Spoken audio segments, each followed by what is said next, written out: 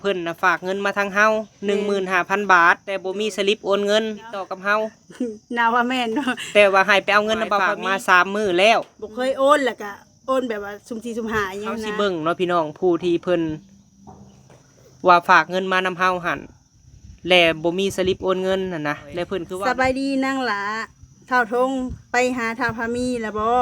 แม่โอนเงินสวยเจ้ากับเท่าทงจำนวน 15,000 บาทได้3มื้อแล้วแล้วก็นางหลาแม่ได้โอนเงินไปนำท่าพามีไปมอบให้เราได้ไปมอบให้แล้วบ่ 15,000 บา เรื่อ ท งนี้ให้มีน้องทงนำแม่นบ่มีว่าสิให้น้องทงนำ แม่น ห่านไปกันใหญ่แล้วพี่น้องบ่น้อยวงศาบ่พี่น้อง นี่เนาะ เขาให้อ่านบ่เป็นเลย USA เนาะน้อยวงศา USA อยู่มันโลดว่าสิยืมเงินเจ้าได้บ่ มีแต่สิเอาผมเลยให้ ให้เจ้าได้สักดูดให้ก็ได้นะ ดูดพี่ช้างน้ำมันเฮาซื้อ50,000นึง บ่ฮอดเท่า ซื้อว่านนี่ จำเนี่ยฮอดน้ำมันก็หมด คือมานี่ฮะ1ปีรถแตก2ยางหัว โอ้ยอย่าไปบอกย่างหัวไว้จะพันหัว 3โซ่ อืม 4สเตอร์ หมดเลยนะ 5น้ำมัน อืม 6เน็ต แสดงออกมานี่6อย่างรูปแล้วอยากยืมเงิน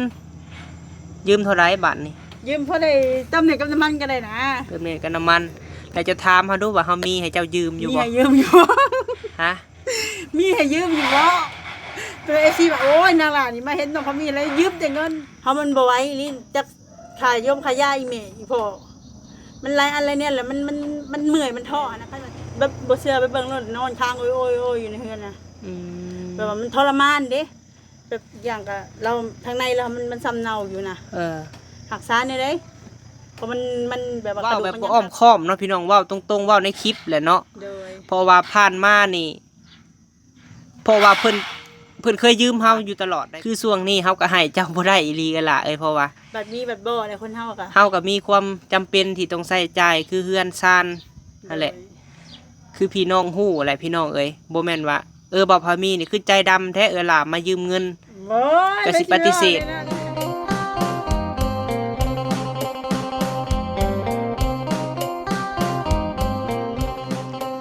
โดยกับทักไทายสบายดีพ่อแม่ FC เนาะที่หักแพงบ่าวพามีเบิดทุกท่านเด้อพี่น้องเอ้ยพบพ่อบ่าวพามีอีกเป็นคลิปที่2ของมื้อนี้เนาะพี่น้องเนาะตอนนี้เฮาก็เปิดคลิปถ่าล่ะพี่น้องเอ้ยเพราะว่าบ่าวพามีก็รู้สึกบ่สบายใจเนาะพี่น้องเนาะที่เฮาถึกที่เพิ่นเว้าแบบนี้พี่น้องเอ้ยเว้าแบบเสียหายๆเนาะเฮาก็บ่สบายใจคิดนักแหละพี่น้องเอ้ยที่เพิ่นเว้าแบบนี้ใส่เฮาหั่นนะแต่สิโทรเอาล่ะหันมาพี่น้องเอ้ยเนาะโทรเอาล่ะนะมาเว้ากันถามที่ไปที่มาว่าเป็นจังไดว่าไผเป็นคนฝากมาแท้แล้วก็สิเบิ่งสลิปโอนเงินว่าเข้าบัญชีไผเนาะบ่แม่นว่าสิเว้าใส่บ่าวพามีลอยๆแล้วบ่าวพามีก็สิถามล่ะพี่น้องเอ้ยว่าล่ะได้ติดต่อกับเพิ่นเป็นการส่วนตัวบ่หรือว่าจังไดเนาะเพราะว่าคันเพิ่นเว้าแบบนี้น่ะมันก็เสียหายเฮาได้พี่น้องเอ้ยบัดนี้คือผู้ใหญ่เพิ่นเห็นเฮาเพิ่นก็สิบ่ไว้วางใจเฮาพี่น้องให้เป็นสะพานบุญให้เนาะบัดนี้สิมาถามจากปากล่ะเนาะพี่น้องเนาะโดยเนาะ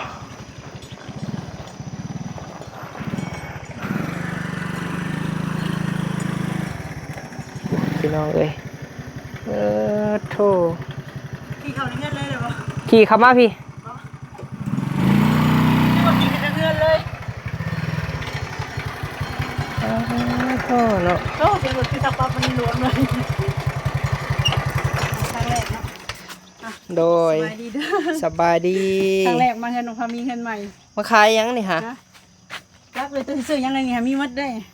โพดเนาะ มี ซื้อ ผ้า ซื้อค้ากล้องนี่แหละนี่ มีคอน มีครบเบิดเนาะ มีส่งเอาบ่แม่น ใช้เบิ่งดูฮะ บ่แม่นส่งไปเปลี่ยนได้ส่งเคยเปลี่ยนยุ่งอยู่แหละแต่ว่ามันบ่มียางเลย เจ้าฮะเอามาขายบ่นี่ฮะ บ่ถือมัน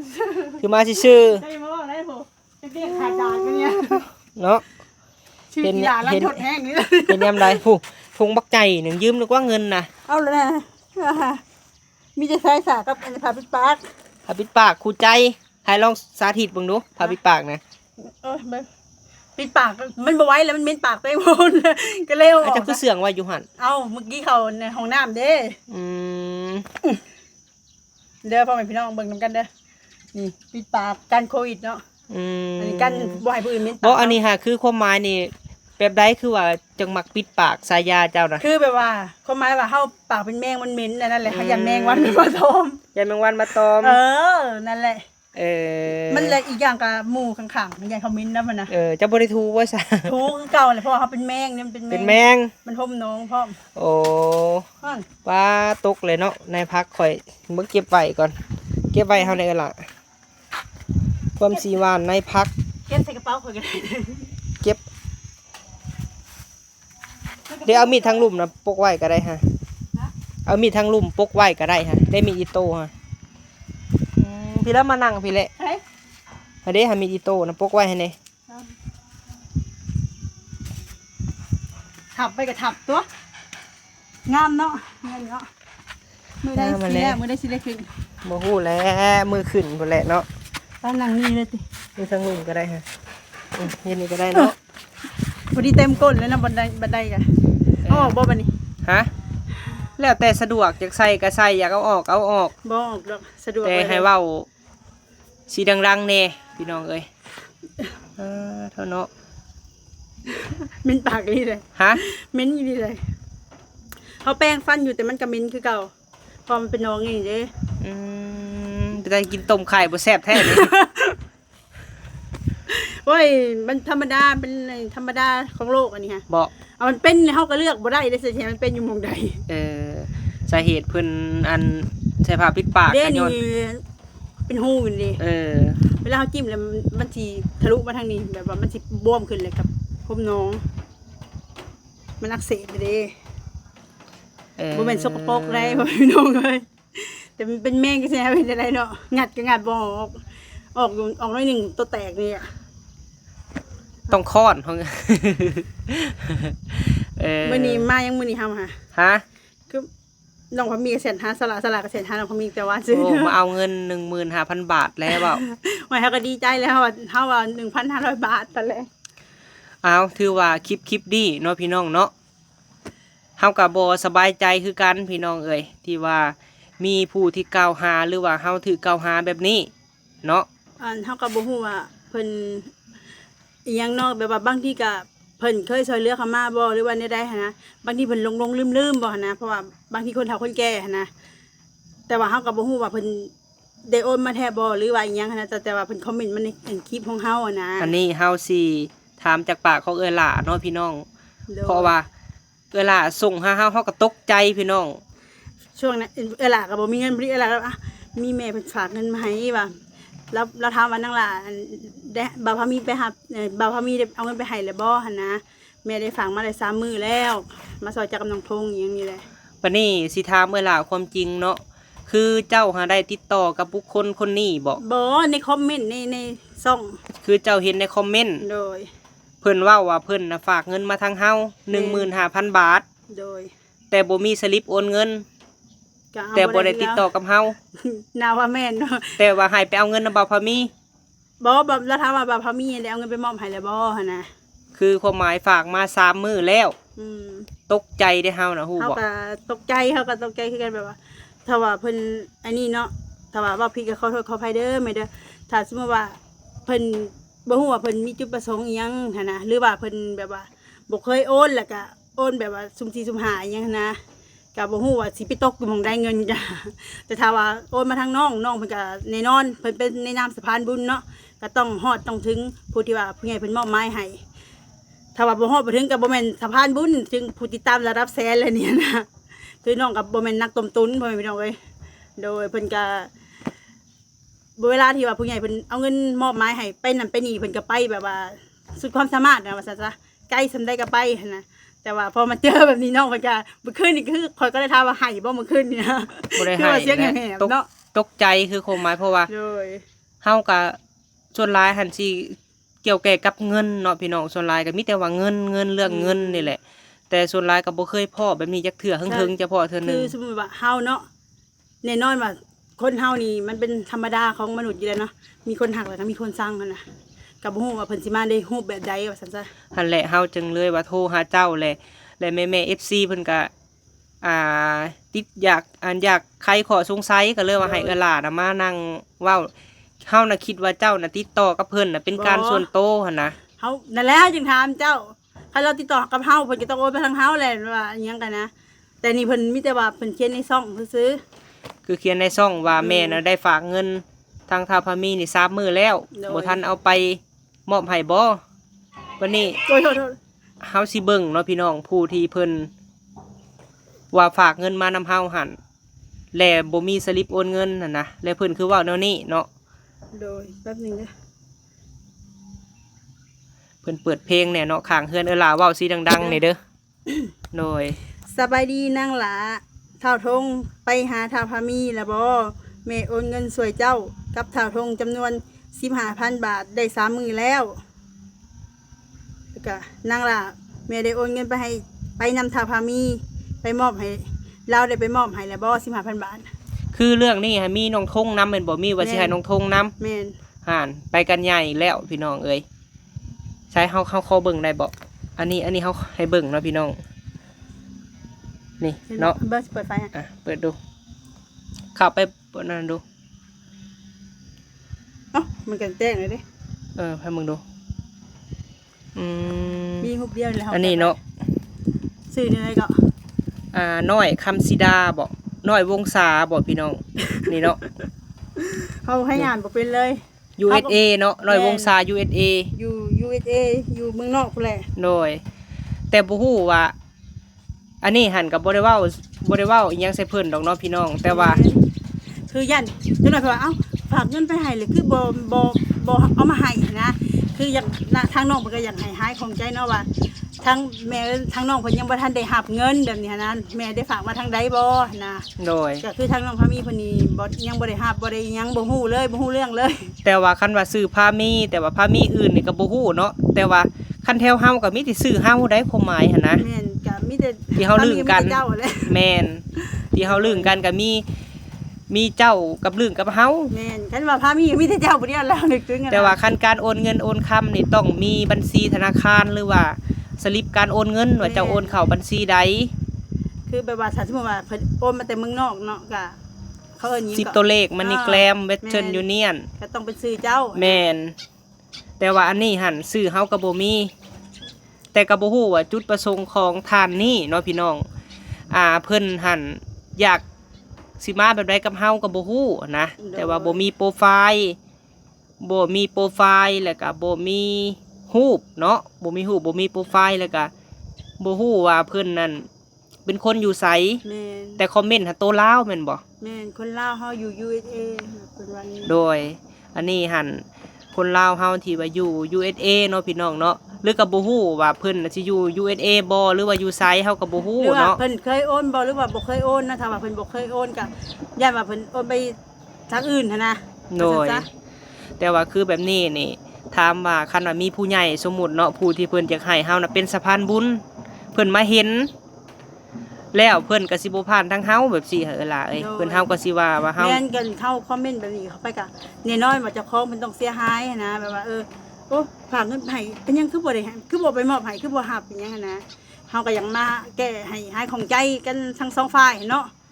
ทั้งนั้นแล้วก็ทั้งนี้ว่าทั้งนี้ยังบ่ฮู้เรื่องหยังเลย บัดนี้อันนี้สมมุติเนาะคือลาเนาะเพิ่นก็บ่มีเงินค่ะสิเว้าพี่น้องแล โดย ฮู้ว่าสิมีคนฝากเงินมาแบบนี้ก็รุ่นแหละแม่น บ่ บ่ แลกก็30,000เลย ก็รุ่น เลยก็เห็นจะมายืมเงินจะอยู่เน็ตก็หมดอีกเลยขอความเขาเลย ฮะ เน็ตก็หมดอีกเลยได้นี่ เบิดแลคือสิเบิดไวแท้ เอาหอดมือมันได้วันที่13 มีแต่ผมและสิลกแค่นี้ผมก็สิเอาบ่ฮะ นี่หมดเลยได้นี่ โอ้ยเรื่องอีหลายเป็นชาตินี่ เหมาะเจาะโลดเนาะ อุ้ยเดี๋ยวเชื่ออะไร อืมมานี่บ่ได้เงิน15,000ก็สิยืมเงินอีก โอ้ย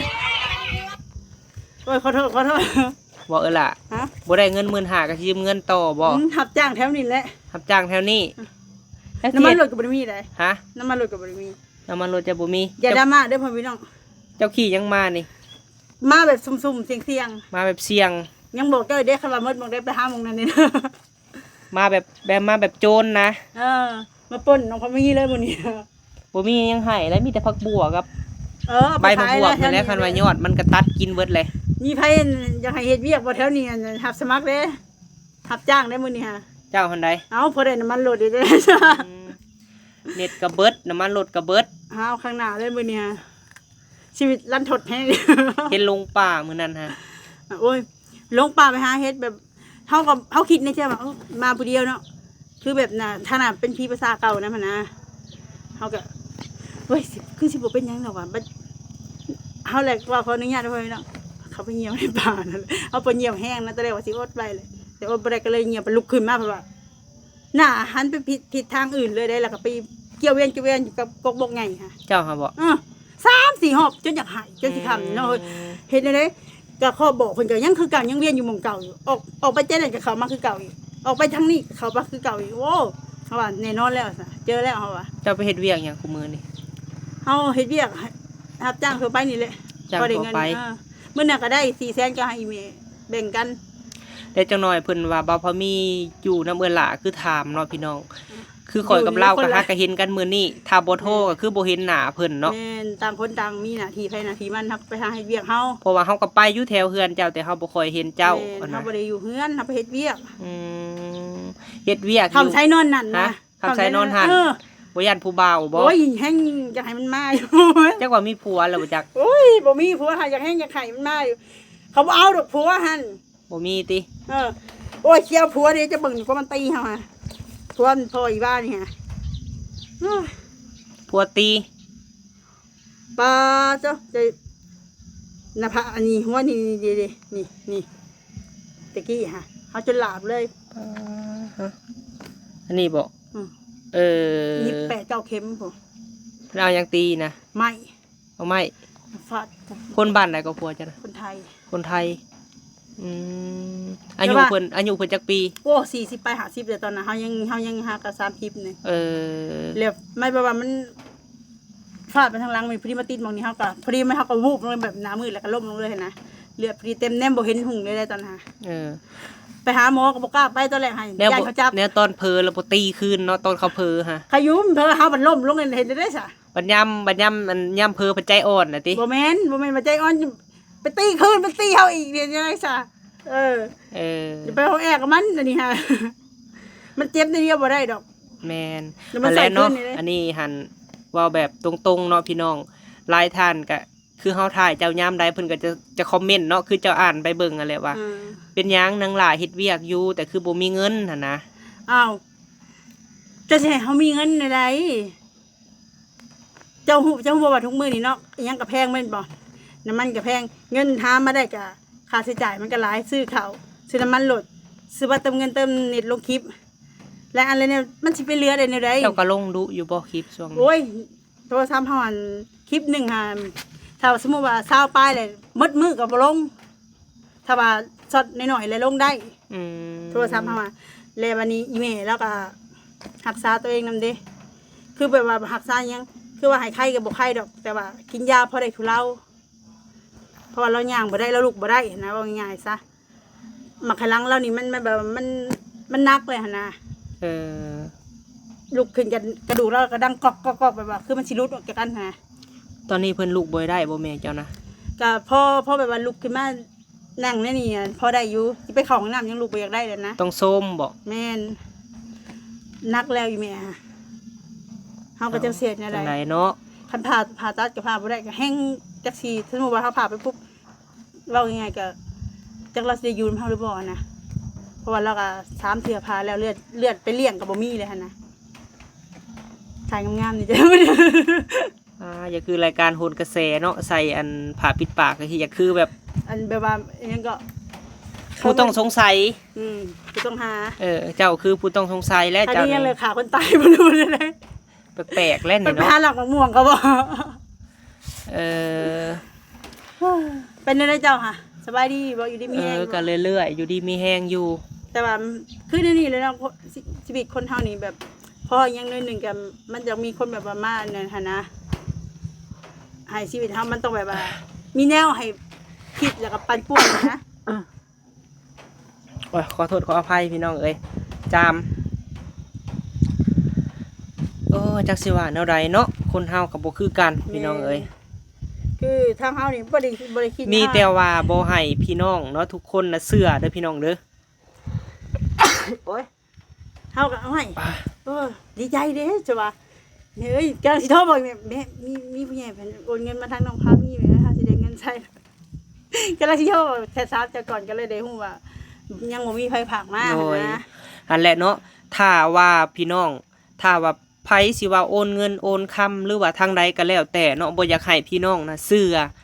ถ้าว่ามีผู้ใหญ่โอนมาพอมีต้องไปมอบให้ด้วยตัวเอง บ่คือแบบว่าคนมาแบบขอซะแบบว่าถ้าว่าโอนก็ให้แชทมาบอกหรือว่าหยังอย่าไปคอมเมนต์แบบนี้คือสมมุติว่าคนอื่นที่ว่าเขาบ่มักเฮาอยู่แล้วหั่นนะเข้าใจแล้วก็ไปเว้าต่อๆกันหั่นนะ หรือว่าอยากติดต่อเนาะถ้าไผอยากสมมุติว่าอยากฝากหาเอื้อหล่าเนาะพี่น้องก็ตรงไปหาเพิ่นส่วนโตวก็ได้เนาะเพิ่นก็มี Facebook มี LINE บ่ มี ทาง ห น้ ยั อง ง ก็ได้แต่ว่าขอเพียงแต่ว่าอย่าไปคอมเมนต์แบบนี้ทั้งว่าทั้งที่ว่าเงินเฮาก็ยังบ่ทันเห็นน่ะนะทางน้องเพิ่นก็เสียหายแบบว่าผู้ใหญ่ก็สิบ่เชื่อถือนะ แล้วเจ้าก็สิคล้องได้เพราะว่าข่อยเห็นได้ว่าเจ้าฝากเงินมาตอนนี้นำเบาพามีแล้วเป็นหยังเราคือบ่เอามาให้ข่อย บ่ ผมห เฮา มาย บ่ สามมื้อเลย เฮาอันเขาว่า3มื้อนี่แหละที่ว่าเฮาว่าเอ้า เออ เพราะปกติทางน้องเพิ่นก็สิบ่นะหั่นนะถ้าว่ามีคนฝากมาทางน้องเพิ่นก็สิแชทบอกว่าเวลาอยู่ไส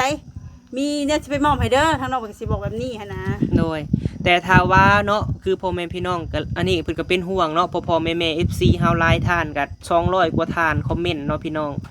ก็หางเสียงเดียวกันถ้าว่าเพิ่นสิมาให้เฮาเสียหายก็เฮาบ่มีหยังที่จะให้อิจฉาหันนะความหมายหันนะ เฮาก็หาเช้ากินค่ำ แม่ แต่ น ว่าเฮาก็สู้ ก็คือพี่น้อง ไป หาแหละพี่น้องเห็นนั่นแหละพี่น้องเอ้ยถ้าผู้ใหญ่บ่ซอยบ่พอมีก็บ่มีมาฮอดจุดนี้ แม่น ถ้าว่าเฮามีเงินเฮือนเฮาก็ต้องแล้วพี่น้องเอ้ยเนาะ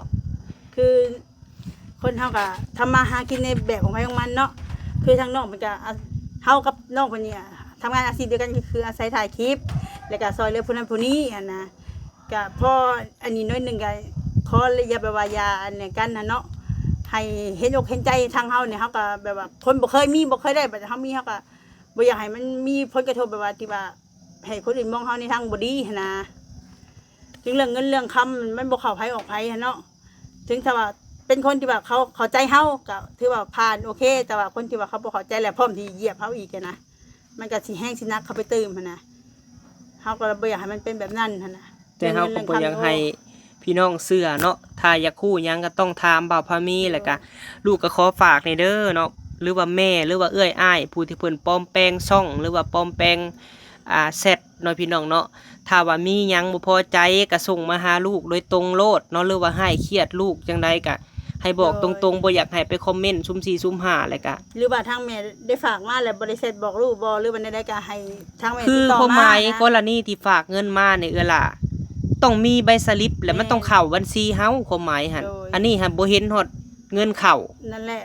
ก็เฮาก็บ่ฮู้เนาะว่าเพิ่นอันนี้แบบใดหั่นนะแต่ถ้าสมมุติว่าเพิ่นฝากมาแล้วว่าเพิ่นว่าได้ฝากมาแล้วก็หรือว่าบ่ได้ส่งมาทางน้องบ่อันนั้นส่งข้อความมาบอกว่านี่พามีแม่ได้ฝากเงินมาให้นั่นนี่หรือบ่หั่นนะคือทางน้องเพิ่นก็สิบ่ฮู้หั่นนะ แม่น แต่ว่าถ้าว่าเพิ่นมาในรูปแบบที่ว่าอยากมาให้ทางน้องเพิ่นอันนี้ก็เฮาก็บ่เข้าใจคือกั แต่ นว่า ว่า ทางน้องมันมีให้ คือเข้าบัญชีเฮานี่บ่มีเลยพี่น้องอยู่หั่นก็มีแต่55,000กีบเนาะโดยแล้วก็เงินบาทก็คือมีแต่เงินแม่บิ่งเนาะที่เข้ามาเพราะว่าตอนนี้บ่พอมีเป็นสะพานบุญให้แม่บิ่งเฮ็ดเฮือนให้แม่บิ่ง โดยเฮาก็คิดแบบนี้เฮาก็คิดแต่ว่าทางน้องนี่คือสิมีแต่ทางแม่เพิ่นนั่นแหละ แม่น เพราะว่าเป็นเงินแม่ฮักเนาะ โดย ก็ส่วนแรกก็เจ้าสิเป็นสะพานบุญให้เราตลอดหั้นนะ แม่นแต่ถ้าว่าทางอื่นนี่คือบ่มีเลยเนาะพี่น้อง โดย อัน ก็ขอให้ FC มาสุขุทุกคนเข้าใจทางน้องเพิ่นนำเด้อแล้วก็ทางสลากก็บ่ได้คิดอิหยังหลายแล้วก็มีแต่ว่าเวลาเฮาบ่มีเนาะคันมีเพิ่นฝากเงินมาให้เฮาก็ดีใจว่าซั่นซะแม่นบ่เพราะว่าเฮาก็บ่มีเฮาก็หาเช้ากินค่ำว่าซั่นซะบ่แม่นสิว่าจนว่าโอ้มาขอทานแล้วนั่นนี่แม่นอยู่เฮาขอทานเพราะว่าเฮาก็ถ้าว่าผู้ใหญ่บ่สดซอยเข้ามาเฮาก็บ่มีเงินบ่มีไอ้นี่นะเงินซ่านก็บ่มีโดยก็ได้แต่หาเช้ากินค่ำอยู่คู่มือแบบนี้หั่นแหละบางมื้อก็ได้กินบางมื้อก็บ่หั่นนะ เจ้าก็มีช่วงอดอยู่บ่ช่วงนี้ มีหั่นแหละบ่แม่นแต่เฮาอดเด้อดมาครอบครัวคันเฮาบ่ได้เฮ็ดก็ คันว่าเฮาเฮ็ดก็บัด คนหนึง บัดเรื่องนี้เรื่องซีนเรื่องรถเจ้าที่ว่าเจ้าอันนั้นเดซ่าเป็นแนวใด เฮาโจ๊กก่อนเฮาบอกเพิ่นแล้วว่าเฮาขอโจ๊กก่อนทำบ่ไหว้ประมาณนี้หรอกคือแบบทานสิว่านี่ได้ก็ว่าถ้าทานขน้อยหันบ่ไหว้แห้งเลยเด้เดือน500ขนาดว่ายังสิบ่ ถ้า มี จบแล้วเขาบ่จับจะบอกคันว่าจะโจะ ก็สุดแล้วแต่เพิ่นเฮาก็ถือว่าเป็นสุดแล้วแต่เว้นแต่กรรมว่าซั่นซะเฮามันบ่ไหว้ลิ้นจักขายยมขายยาอีแม่อีพ่อมันหลายอันหลายเนี่ยแหละมันเมื่อยมันท้อนะคันว่าสิไปแบ่งจ่ายให้ทางไหนเฮาบ่ไหว้เฮาบอกตรงโลด แล้วบัดนี้หันคู่กรณีผู้ว่าเอื้อยน้องเจ้านั่นผู้ที่เอาน่ะก็ บ่ได้ว่าแนวใดบ่ จักบริวารนี่ได้มีแต่ว่ามึงก็เห็นใจกูในเฮาแหละบอกคำบอกสุภาพเนาะถึงสิเป็นเอื้อยกันยันนะเขาก็เลยว่า ถ้าจะบ่ไว้จะก็ไปตายซะแบบนี้นะคือแบบว่าเฮาก็เมื่อยเลยฮะเฮาเอาไปมาเลยคือใหม่เฮาต้องมาแบกภาระอยู่นะคือน่าเสียใจเฮาแน่เนาะเพราะว่าเฮาก็เลี้ยงพ่อเลี้ยงแม่อันนี้ประเทศเซอร์อยู่ รวมเบิดพี่น้องเจ้าแต่ละคนน่ะจักคนนึงล่ะ 8 คน 8 คนแล้วบัดนี้หันแต่ละเดือนมาเนี่ยเขาได้ส่งยืนพ่อแม่บ่คือส่วนหลายจะเห็นเจ้าแบบ มีเอื้อยเฮาก็ยืนอยู่แต่ว่าแล้วก็สำที่เรายืนได้เนาะเดือนละ1,000เดือนละอหยังไปนี่แหละเพราะว่าเราก็เพื่อเราก็พิการนะเกิดอุบัติเหตุเพื่อเราก็พิการเนาะแล้วก็อันเป็นหยังก็มะเร็งหยังว่าจังแน่เฮาก็บ่ฮู้คือกัน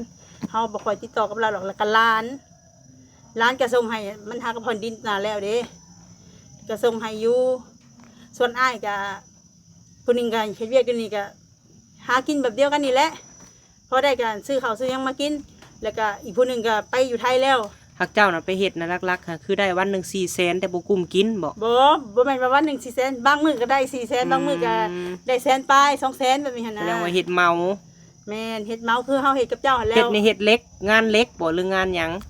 คือแบบว่าสมมุติว่าเขาอยากให้ไปทำความสะอาดคอกงัวหรือว่าแป้งหอกไปหัวเฮาเฮ็ดได้หมดหั่นนะ เบิด แต่ว่าอย่าถามราคาเพราะว่าเฮาบ่ฮู้แล้วแต่เพิ่นสิให้หั่นนะ แล้วเพิ่นสิให้ ถ้าว่าเพิ่นบ่อีต้นก็สุดแล้วแต่เพิ่น ถ้าสมมุติว่าเพิ่นให้450เฮาก็คิดในใจว่าบ่ว่าดอกเพิ่นก็สิบ่อีต้นเท่านี้นะโดยกันนั่นแหละแล้วก็อ้ายอีกผู้หนึงเราก็ถูกจับถูกจับอยู่ไทยแล้วบัดนี้หั่นเสียค่าปรับ50,000ตอนนี้เราเสียไปแล้ว30,000ยังผ่อนเขาอยู่แล้วเมื่อวานซื้อนี่ก็เสร็จมาเฮาฮะ ในข้อ ต่าง หา ดาวเด้ ฮะต่างดาว ต่างดาวแล้วแบบว่าในส่วนกุ้งเราก็ต้องมีแบบว่าเนี่ยไรนกอะไรยังมันมากิน กะยาดอกเนาะเรื่องนี้บ่เว้าออกกะยาเนาะ บ่แล้วบัดนี้หั่นเราหั่นลำบากอยู่ตอนนี้ฮะเงินกินข้าวก็บ่มีเพราะว่าเฒ่าแก่บ่ให้เบิก อยู่ไส อยู่ไทยอยู่บ่อกุ้งนั่นแหละแล้วถ้าถามเฮาว่ามีเงินบ่น้อยโอ้ยอ้ายเฮาก็สิเป็นแนวอื่นเลยอ้ายบ่มีข้าวกินเพราะว่าเฒ่าแก่บ่ให้เบิกคือความรู้สึกเราว่าสงสัยเฒ่าแก่บ่อยากให้อยู่นำบ่หรือว่าแนวใดหั่นนะคือเงินพอเงินหมดพอเราถูกจับเลยบัดนี้เสียค่าปรับอีหยังหมดเนาะก็ยังค้างศาลอยู่นะพอเราขึ้นศาลครั้งแน่เด้บัดนี้เพราะว่าสิเบิกเงินกินข้าวเฒ่าแก่มันบ่ให้เบิกนะเราก็เลยเสร็จยืมเงินมาเฮาแล้วบ่มีแต่เราก็เคยซอยอีพ่ออีแม่อยู่เวลาอีพ่ออีแม่เขาหมออีหั่นนะแล้วก็ยืนอยู่คันเรามีเงินน่ะเพราะเราเฮ็ดบ่อกุ้ง แม่เจ้าก็ป่วยพ่อก็ป่วยเนาะ แม่แบบบ่เชื่อไปเบิ่งรถนอนค้างโอ้ยอยู่ในเฮือนน่ะแบบว่ามันทรมานเด้แบบอย่างก็เราทางในเรามันซ้ำเนาอยู่นะหักษาเนี่ยเด้เพราะมันแบบว่ากระดูกมันยังหักแล้วก็บ่ฮู้เดี๋ยวเฮาไปปรุงหม้อไข่เฮาก่อนแป๊บนึงหยุด หิว ก่ ข้าว อน พอดีเด้มาเห็นหน้าแล้วพอมีเลยมีแต่อย่างเดียวเลยบ่มีน้ำมันร้อนว่าสิยืมเงินเจ้าได้บ่ ยืมเงินว่าเราได้มีแต่สิเอาพรมและให้ ให้เจ้าได้ซะดูดให้ก็ได้นะ ดูดพี่ช้างน้ำมันเฮาซื้อ50,000นึง บ่ฮอดเท่า ซื้อวานนี่ พอดีลิตร1เนาะ50,000เนาะจำเนี่ย เอามา ฮะจำยังไง จักซื้อรถเอามา โอ้ยเอาไปเอาไปย่างหนึ่งซื้อรถโอ้ยรถนี่กันเนาะ น้ำมันกับเบิด แม่น ตีนกับน้ำเพ ดีแตก ดีก็แตก อีนี่แล้วมันสิแตกเลยเน็ตก็หมดน้ำมันก็หมด คือมานี่ฮะ1ปีรถแตก2 ยางหัว โอ้ยอย่าไปบอกย่างหัวไว้จะพันหัว 3โซ่ อืม 4สเตอร์ มัดเลยนะ 5น้ำมัน อืม 6เน็ต เออ แสดงออกมานี่6อย่าง เออ อยากยืม สรุปสิได้ยังจักได้บ่ สรุปแล้วอยากยืมเงิน ยืมเท่าไหร่บาทนี่ ยืมพอได้ตำแหน่งกับน้ำมันก็ได้นะ เติมเน็ตกับน้ำมันแล้วจะถามเขาดูว่าเขามีให้เจ้ายืมอยู่ มี บ่ ให้ยืมอยู่บ่ ฮะ มีให้ยืมอยู่บ่ตัวเอซีบอกโอ้ยนางหลานนี่มาเห็นน้องเขามีอะไรยืมแต่เงินแชทบอกน้องเพิ่นแล้วว่าเอ้ยมาแล้วเอ้ยยืมเงินนี่เด้อเอ้ยบ่มีน้ำมันรถมาแบบเสี่ยงๆบ่พี่น้องเอ้ยคือแบบหาปุ๊บออกปั๊บเลยนะเงินก็ ได้เข้ามาปึ๊บบ่ฮอดมือซ้ำ แม่น เบิดแล้ว คือส่วนหลายคันเฮาได้เงินปุ๊บนี่เฮาสินึกถึงทั้งพ่อกับแม่กับลูกเฮาแล้วก็โทรให้เพิ่นเอามาเอาไปเอาเงินโลดนึกว่าลูกเฮาอยากกินข้าวต้มขนมหั่นน่ะแล้วบัดนี้เอาให้ปุ๊บแล้วก็มันมีแนวเลย ก็คือฮู้แหละล่ะเนาะเรื่องยืมเงินยืมคำหันเพราะว่าผ่านมาน้องก็เคยซอยเรือเอื้อยมาตลอดเนาะพี่น้อง แม่ อันนี้ก็เว้าแบบบ่อ้อมค้อมเนาะพี่น้องเว้าตรงๆเว้าในคลิปแหละเนาะ โดย เพราะว่าผ่านมานี่เพราะว่าเพิ่นเคยยืมเฮาอยู่ตลอดได้พี่น้องล่ะแต่ว่าเบาพามีหันก็สิปฏิเสธเนาะช่วงนี้พี่น้องสิปฏิเสธเพราะหยังเพราะว่าก ำลังเฮ็ดให้ เฮาก็มีภาระคือล่ะฮู้นั่นแหละกำลังเฮ็ดเฮือน ตะกี้ทั้งน้องเพิ่นก็ให้เฮายืมตลอดแต่ว่าถ้าว่าทั้งน้องเพิ่นมีอ่ะบ่ขอเพียงแต่ว่าปากปุ๊บน้องเพิ่นก็ให้ยืม และคือผ่านมาเนาะเฮากับบ่เคยปฏิเสธที่ว่าไปนำกันที่ว่าถ่ายคลิปผ่านมาแต่ว่าคือช่วงนี้เฮาก็ให้เจ้าบ่ได้อีหลีกันล่ะเพราะว่า บัดนี้บัดบ่อะไรคนเฮาก็ เฮาก็มีความจำเป็นที่ต้องใช้จ่ายคือเฮือนซ่านนั่นแหละคือพี่น้องฮู้แหละพี่น้องบ่แม่นว่าบ่พามีนี่คือใจดำแท้ล่ะมายืมเงิน โอ้ย ก็สิปฏิเสธ ไม่ใช่ว่าเลยนั่นแหละ เนาะมันคนเฮามันก็มีช่วงได้ช่วงบ่ได้พี่น้อง มันมีขึ้นมีลงของเฮาสมมุติว่าเงินเฮาเนาะหามาได้ก็เฮาก็ต้องภาระไผภาระมันแบบว่า แล้วแต่แบบว่ามันสิหนักหนาแต่ละครอบครัวมันบ่คือกันหั่นน่ะ แม่น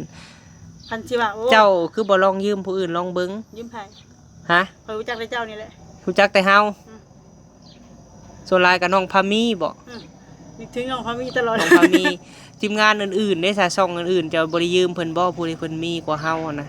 โอ้ยเขาเคยเสร็จยืมแล้วแต่ว่าเขามือมันตามทางแล้วเขาก็เสร็จทันเป็นกับบต่อเขาก็เลยบอกกล้าแต่ว่า เจ้า เขาก็บ่ได้ สมมุติว่าเจ้ายืมเพิ่นน่ะเจ้าให้เพิ่นอยู่บ่สมมุติเจ้ายืมแล้วเจ้าให้เพิ่นอยู่บ่สมมุติให้ ก็คือเขาให้เจ้าแหละ คือผ่าน แต่ว่เขาก็มีแต่ให้เขามีแต่ยืมเจ้าแชร์เขาไปให้ไปเลย คือผ่านมาเนาะพี่น้อง กับ ก็ มีแต่กับสบุนอันเราก็ให้ยืมไปเวลาที่เรามีเงินเราให้แต่เราแบบว่า คือแบบว่าให้ยืมแต่เราบ่เอาคืนน่ะนะทางสบุนอันเนี้ยสบุนบัดเฮาอันนั่นแหละ คือว่าช่วงหนึงเจ้าแชทไปยืมผู้ใหญ่บ่ช่วงหนึง ก็บ่ แชทไป เสี่ยง ขอบ่ ไทย ไปขอข้าวบ่ช่วงนั้นนะ อ๋อทั้งเมนูคำสอนเมนูคำสอน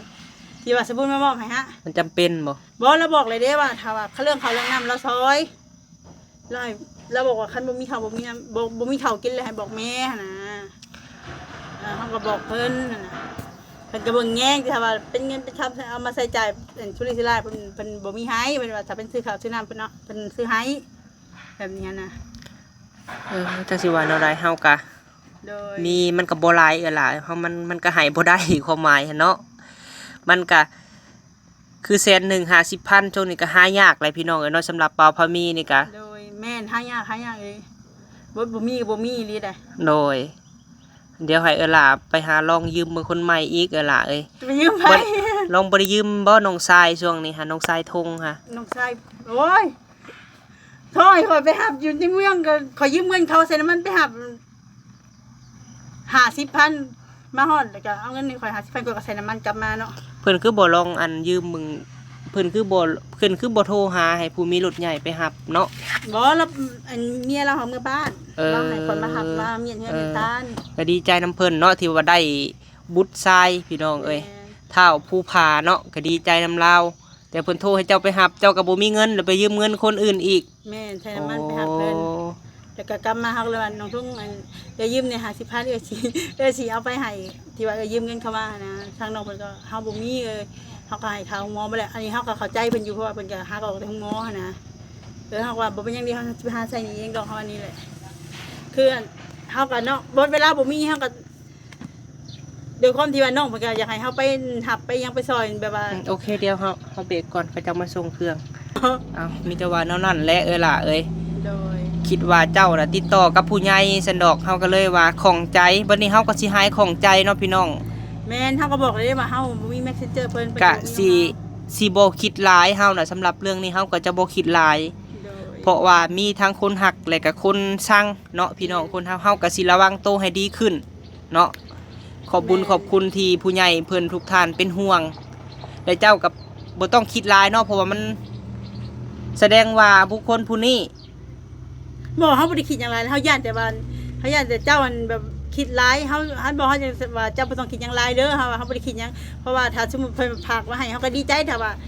เพิ่นแค่เขียนมาคอมเมนต์แบบอยากมีอย่างอื่นก็เฮาก็บ่ฮู้เนาะแต่เฮาก็บ่ได้คิดหยังหลายนะแต่ว่าคนที่เสียหายก็คือเจ้าพุ่นบ่แม่นอันนี้ คนที่เสียหายคันว่าเรื่องแบบนี้เกิดขึ้นกับเฮาพี่แหละนัก นั่นแหละ เนาะถูกสงสัยถูกกล่าวหา ถึงเพราะว่าเฮาว่าถ้าสมมุติว่าเป็นจริงเนาะถ้าว่าเพิ่นฝากมาให้เป็นไปบ่ได้ที่น้องเพิ่นสิบ่เอามาให้เพราะว่าเฮาในนามที่ว่าเป็นสะพานบุญน่ะนะถ้าว่าเฮาบ่เอามาให้กันถ้าว่าเฮาฆ่าตัวเองแม่นเฮาทำลายอนาคตตัวเองแบบนั้นนะ แต่ถ้าว่าอันฝากมาเฮาบ่ไปให้คนเนี่ยก็สถานหนึงเนาะสิดา แม่น สิประจานเฮานี่ก็อันหนึงอันนี้หันสลิปเงินเจ้าก็บ่มีโอนมาวันที่เท่านั้นเดือนอันนี้ก็บ่มีและบัญชีก็บ่แม่นบัญชีเฮาแล้วเจ้าสิโอนให้ผู้อื่นเฮาก็บ่ฮู้บ่ฮู้ว่าช่องใด เพราะว่าทางน้องเพิ่นก็บ่มีหยังแบบว่า ถ้าว่ามีคนโอนเงินมาให้ทางน้องเพิ่นก็ได้รับรู้ก่อนหมู่เลย แต่เฮาก็บ่ฮู้ว่าเจ้าเป็นแม่หญิงหรือผู้ชายเนาะแล้วเจ้าสิมาแบบใดหั่นนะ แม่น เนาะเพราะว่าคันใน Facebook นี่ก็ได้อันนี้ในช่องนี่เฮาบ่ฮู้พี่น้องเพราะว่า แม่นทางอ้ายหักเฮาก็แล้วก็แชทมาถามเฮาอยู่ว่าอันมีข้อมูลติดต่อบ่เฮาว่าเฮาบ่มีเฮาเห็นเป็นคอมเมนต์ในช่องว่าโอนมา3มื้อแล้วเฮาก็เลยแชทถามทางน้องพามีเพิ่นเบิ่งหั่นนะเพราะว่า3มื้อแล้วก็คือแบบว่าคนมาบอกเงินต้อง15,000เฮาบ่ได้คิดว่า15,000ว่า1,500 คือเงินนี่เพิ่นเว้าที่ว่าเพิ่นฝากมาบ่แม่นเงินน้อยๆได้พี่น้อง แม่น เลข1แล้วก็เลข5แล้วก็เลข0 3โตวที่เพิ่นบอกหลาหั่นเนาะ 15,000 15,000 บา บา ท ท เฮาสลาบ่ฮู้ไปอ่านได้1,500 เออไปซะมีแต่แนวนั้นแหละเฮาเฮ็ดอยู่เฮ็ดกินก่อนเนาะ โดยอ่ะสบายดีเด้อ โดย และหลาเฮาก็บ่มีแก้ไขเจ้า โอ้ยบ่เป็นหยังดอก โดย แต่พอได้เฮาจงแล้วไปยันรถเฮาแล้วก็ได้เฮาบ่ได้ซีเรียสดอกเฮาชีวิตเฮาจงหมดเลยจงก็ขาด เขาว่าสิให้เจ้าไปเบิ่งอันคุมอันและ โดย ห้องน้ำไม่บิ่งอันและว่าสิย่างไปน้ำลังอยู่ โอเค เพราะว่ามันลุบลงหั่นนะมันลุบลง มันต้องลุบอยู่แล้วเพราะว่าดินนี่มันถ้าว่าเฮาขุดเป็นหูแหละมันแบบว่าฝนตกมามันสิเฉาะลงดินนี่ฮะ เออ เพราะมันเป็นหูปลวกลุ่มเด้ โดยมีแต่ว่าประมาณนี้แหละล่ะยามเฮาได้เฮาก็แก้ไขคือผ่านมาแหละ เฮาบ่ได้ตัวนั้นนี่มันบ่ได้มีแล้วเฮาเสี่ยงมาซื่อเฮา เออเออ เด้อันนี้ ฝากก่อนมันคือมืดแต่ว่าโทรศัพท์เปล่าพอมีนี่ เด้หลักดูแล้วน้ำมันเข้าหน่อยหนึงเลยมานะ ตะกรุดน้ำมันไผคือง่ายแท้คือ โอ้รถเขาจอดอยู่อ่ะขอเขาแหละ โดยอ้าวมีแต่ว่าแนวนั้นแหละเฮาก็ โดย มีโบราณคือกัน เวลา FC ที่ดราม่าเฮาว่าเฮาโอ้ยมีแต่ยืมเงินบอกว่าเฮาก็เวลาเฮาบ่มีเฮาก็ว่าบ่มีก็บ่มีอยู่นี่เนาะก็จะเฮ็ดได้เนาะบ่มีบ่อนให้ยืมมาซั่นซะก็นึกถึงทางเจ้าเฮาก็ฮู้อยู่ภาระเจ้าก็มีหลายนะ เฮาแฮงภาระหลายล่ะครอบครัวเฮ็ดเฮือนเฮ็ดชานนี่แฮงบ่แม่นน้อย ไปพู้นแหละเนาะอะไรจังว่ากัน ต้มไข่ไปต้มกินเด้อต้มเพี้ยต้มไข่ไปกินเด้อ ไข่4หน่วยเธอสิกินน้ำบ่ โอ้ยเฮาหน่วยเดียวกันเลยนะหน่วยเดียวแบ่งครึ่งกันเลยนะ เอาขึ้นในค่าค่ำน่ะไปพี่น้องก็สิประมาณนี้แหละเนาะให้ขอสงสัยนั่นแหละเอาไปเฮ็ดหยังก็ได้สิ่งนั้นแล้วป้าลุงขอบบุญขอบคุณเนาะที่ว่าให้ความหักความแพงเบาพามีพี่น้องก็สิพยายามบ่คิดร้ายเนาะคนเฮาก็มีทั้งบวกและก็ลบพี่น้องมาพร้อมกันคันสิอิจฉาเบาพามีก็บ่ฮู้ว่าสิอิจฉาหยังเฮาก็บ่ได้มีหยังให้ไผอิจฉาเนาะพี่น้องเนาะเฮือนกับผู้ใหญ่ซอยมาเก็บออมรอมริดเพื่อสิได้ถ้าเฮามีเงินเฮาก็แล้วแหละเฮือนเฮาน่ะพี่น้องบ่ปะครึ่งเยิงแบบนี้ดอกเนาะก็เลยว่าเอาหลามาชี้แจงคิดว่าเพิ่นน่ะติดต่อกับผู้ใหญ่พี่น้องโอ้ ไปเฮือนไม่บิ่งเนาะว่าว่าวลายมือแล้วมื้อนี้หั่นคือว่าเพิ่นว่าสิมาขุดคุมห้องน้ำเจือนลงที่ว่ามันบ่พอเฮือนไม่บิ่งหั่นแหละพี่น้องเอ้ยโดยไปสำหรับมื้อนี้ก็ลาเพิ่นก็ยืมเงินบ่าวพามีอีกแล้วพี่น้องเอ้ยยืมเฮาก็มีบ่หลายพี่น้องเอ้ยสิแบ่งปันสมมุติว่ามีดำแสนดำหยังเฮาก็เอาไว้ซื้อเครื่องของเนาะอย่าว่าบ่าวพามีใจจืดใจดำเด้อพี่น้องเอ้ยก็ปฏิเสธยามเฮาบ่มีเฮาก็ปฏิเสธพี่น้องเอ้ยเพราะว่าหลายเทื่อแล้วแหละบ่าวพามีปฏิเสธก็ให้เอื้อยเพิ่นไปยืมนำคนอื่นพี่น้องเอ้ยผู้ที่เพิ่นได้กว่าบ่าวพามีแน่เนาะโดยไปสำหรับคลิปนี้ก็ขอบคุญ